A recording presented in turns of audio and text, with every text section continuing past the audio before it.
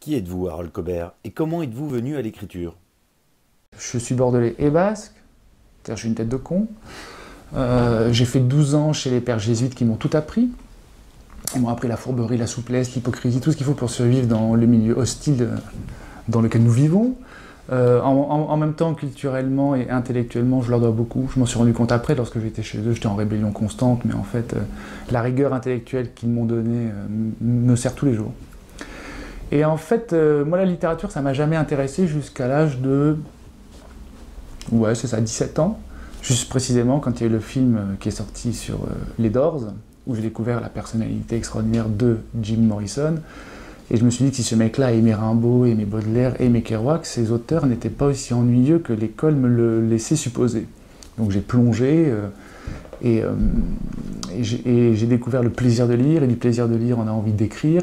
Et j'ai commencé par écrire, je me rappelle, je revenais d'une journée de surf, j'avais acheté les œuvres complètes d'Arthur Rimbaud, c'était à Biarritz. Et je me suis mis à écrire des poèmes, mais alors mon Dieu, la poésie c'est pas moi, quoi. Je suis nul, c'était mauvais, c'était des trucs, toujours l'amour, la mort, tout ça. Enfin, c'était pour essayer de séduire les jeunes filles, mais la poésie ne marche plus trop pour ça, il faut faire autre chose, il faut payer des vers, payer des manzanas, des mojitos, que sais-je, donc la poésie c'était vraiment pas pour moi. Mais malgré tout, j'avais un petit vice avec ça. Ensuite, j'ai fait les classes préparatoires à Paris, en Hippocagne et en Cagne. Et entre l'Hippocagne et la Cagne, j'ai eu un accident de surf très grave, où j'ai failli rester tétraplégique. Et en fait, à l'époque, je jouais beaucoup aux échecs, et j'ai un copain qui m'a offert une anthologie d'échecs.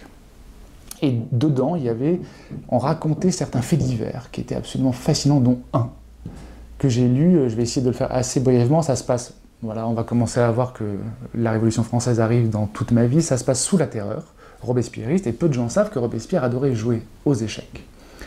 Et qu'en 94-95, quand il est au sommet de sa puissance, plus personne n'ose trop jouer avec lui, parce qu'on se dit, tiens, si jamais on le bat, on peut perdre la tête, il peut penser qu'on est un traître parce qu'on le bat, tout ça. Et un soir, il va jouer, et personne ne veut jouer, bien sûr, sauf la porte s'ouvre, et il y a une espèce de jeune homme qui pue l'aristocrate à plein nez, les perruques, les gants, les bas de soie, tout, et il dit, allez citoyens, on joue. Ils font une partie, Robespierre se fait laminer la tronche, il dit ok, on va jouer un peu plus sérieusement, Robespierre gagne la deuxième partie, et donc il commence à remettre les pièces en place pour faire la belle évidemment. Et là le jeune homme dit ok citoyen, je veux bien qu'on fasse cette ultime partie, mais il y aura un enjeu. Robespierre dit très bien, quoi? Il dit on va jouer la tête d'un homme. Histoire vraie, hein, c'est important. Robespierre lui dit non, vous comprenez, on ne peut pas jouer la tête d'un homme, personne ne peut disposer du sort d'un noble, la République, l'égalité, la morale, tout ça. Bon. Et le jeune me dit non, mais je te propose pas de faire tomber la tête d'un innocent, mais de sauver peut-être la tête de quelqu'un qui m'est cher et qui doit être exécuté demain matin. Robespierre réfléchit, il dit je veux bien jouer cette partie, mais si vous voulez sauver quelqu'un qui doit être exécuté demain matin, c'est que cette personne est un traître, donc vous êtes un traître vous-même. Donc si vous perdez votre tête aussi. Il dit ok, il joue. Il joue, la partie est très tendue et le jeune homme gagne. Robespierre signe l'ordre d'élargissement, et en plus la personne est aristocrate, et à un moment il lui tend le papier, il hésite un peu, le jeune lui dit mais tu m'avais donné ta parole citoyen, non mais il dit mais je voudrais savoir pourquoi est-ce que vous avez voulu sauver un aristocrate. Et il lui demande d'abord et vous est-ce que vous êtes aristocrate aussi? Il dit non, absolument pas, je fais partie du peuple. Il dit pourquoi vous voulez sauver un mec qui est aristocrate? Et là, histoire vraie, donc il enlève sa perruque et c'est une femme, et il lui dit parce que je l'aime. Et j'ai trouvé que cette histoire était d'un romantisme échevelé, mettre sa vie en jeu, etc.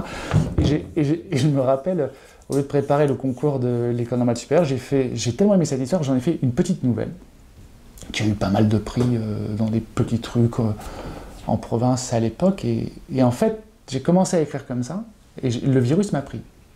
Après, j'ai écrit plein de choses. Je suis un écrivain là, très très laborieux en fait. J'ai écrit plein de romans qu'il fallait ne surtout pas publier avant d'écrire des choses bien. J'ai passé 10 ans à écrire des trucs qui étaient pourris, j'en ai plein mes tiroirs et tout. Mais du coup, ma venue à l'écriture vient d'un accident, grâce à l'accident. Et c'est un accident qui s'est multiplié et qui ne s'arrête pas. Voilà, donc je suis venu à l'écriture comme ça. Et j'ai fait un doctorat de lettres parce que j'étais un élève boursier depuis toujours, et que en fait, j'étais allocataire de recherche et ma thèse me permettait d'avoir du temps pour écrire et de pouvoir payer mon loyer. Et j'ai fait une thèse sur les sujets qui me plaisent, Mirabeau, la pornographie, la Révolution française, enfin qui sont des sujets qui me passionnent. les liens entre la littérature pornographique et le discours politique révolutionnaire. Vous voyez comme il faut être pervers déjà à l'origine pour aller vers ce genre de choses.